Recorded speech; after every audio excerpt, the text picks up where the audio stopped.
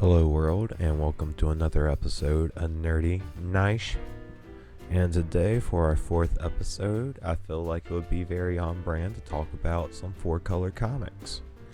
And if you didn't know, that was a comic book anthology series produced by Dell Comics from 1939 to 1962. It was named after the 4 colors, or 4 basic colors used to print comics or media back at the time. That being the CMYK colors that use cyan, magenta, yellow, and K for black. They used a process called half-toning or screening, and essentially they would produce smaller dots, smaller than the eye could see, and patterns and stuff with the different colors to help produce more colors.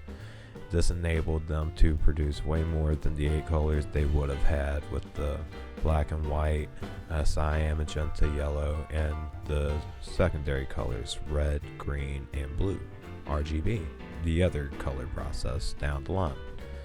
But anyways, another fun fact with the coloring process, white was actually the blank space from the lack of ink on the page, so it was the paper, so it was more like a off yellow tannish generally as the page aged.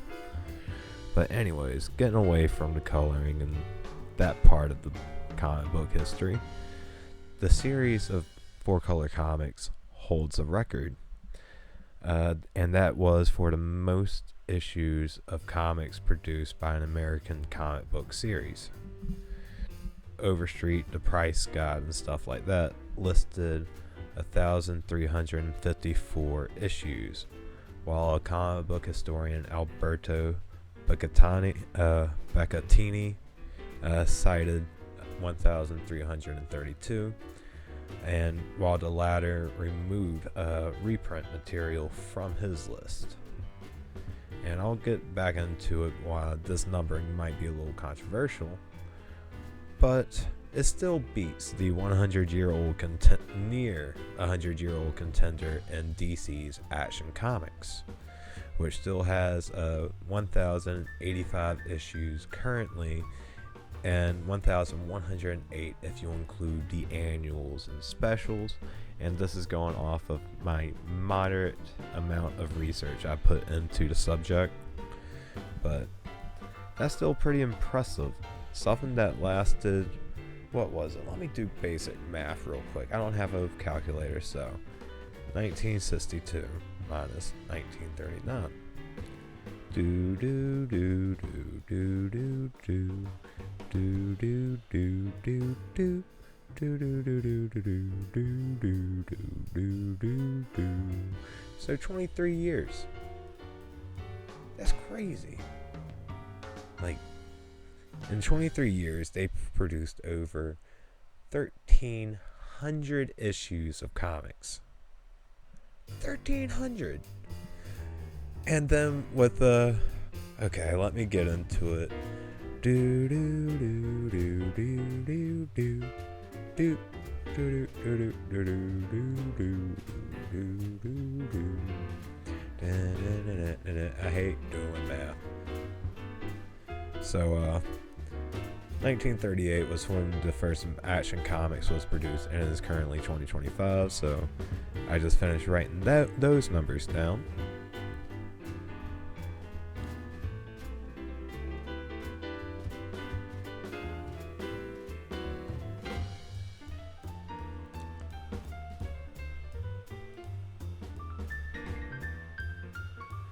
So 87 years.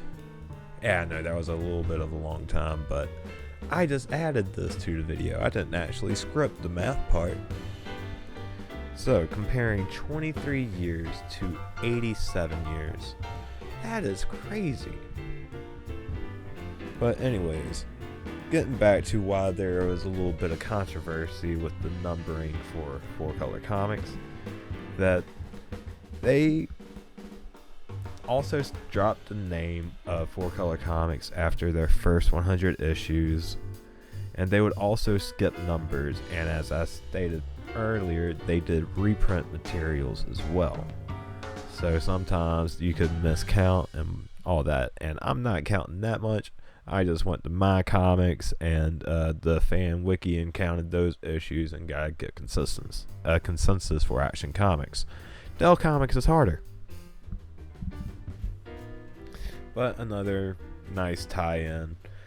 Both Action Comics and 4-Color Comics had at least 2 series. 4-Color Comics, after their first 25 issues, did reworking, and from that on they kept the same numbering and stuff like that. Action Comics, around the New 52 time, decided to start off with new numbering when I want to say it was like 904, one number in the 900s, where they stopped the original Action Comics numbering, went with the ones from the reboot, and then after that they went back to the original numbering from the first series for Action Comics. 4-Colors, they just did it after the first 25 and then just said, hey, let's run it. So that's about it for 4-Color Comics. Hopefully you found something out more about the comic books than you did beforehand, and hopefully you keep nerding out. Thank you for the likes and subscriptions if you have, and if not, I don't know. But anyways, have a good day.